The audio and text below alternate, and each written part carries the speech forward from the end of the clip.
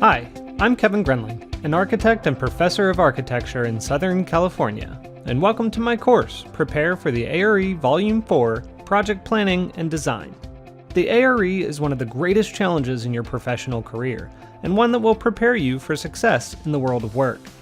This course will help you develop a winning strategy for passing the exam, by focusing on understanding the basic knowledge required to pass and how to translate the test specifications into an actionable study plan.